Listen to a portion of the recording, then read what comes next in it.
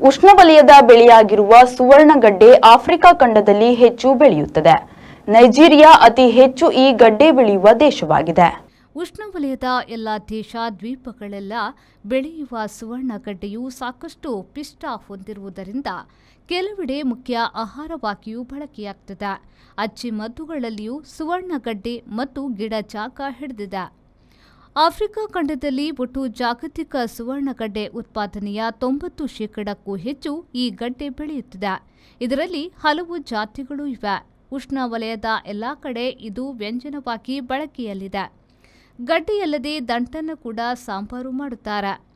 Nigeria 6.19 ಕೋಟಿ ton, Ghana 1.5 crore ton, Cote d Ivoire 80 lakh ton, Benin 33 lakh ton, Togo 9.7 lakh ton, Cameroon 5.4 lakh ton, Central African Republic 5.1 lakh ton, Chad 4.7 lakh ton, Colombia 4.2 lakh ton, Guinea 4.1 lakh ton ಹೆಚ್ಚು elephant foot yam ಬೆಳೆಯುವ ದೇಶಗಳಾಗಿವೆ.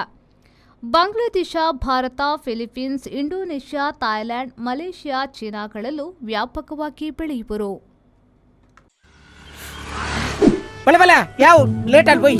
ಈ furniture ಹಿಂಗ ಮಸ್ತ್ ಇಷ್ಟ ನಿಲ್ಲಡಿ ಬತ್ತಂ ಪೋಯಿ ಬಾಬಾ ಇಲ್ಲ ಮಸ್ತ್ ಖುಷಿ ಆಗ್ಬಿಡು ಬಾಬಾ ಕುಲ್ಲರ್ನ ಬುಡ್ಸೋದಿಚ್ಚಿಗೆ ಅಂದ್ ಕೈತಲ್ ನಿಲ್ಲಡ್ ಮಾತಾಡಲ್ಲ ವೀಕಿದೆ ಫರ್ನಿಚರ್ ಉಂಡು ಈರಿಂಗ ದಾಲ್ ತೆತ್ಕೋರ್ ಬಿನೆಜಿ ಪೋಲೇರ್ ಬೇಬಿ ಯಾ ಬಾವಿ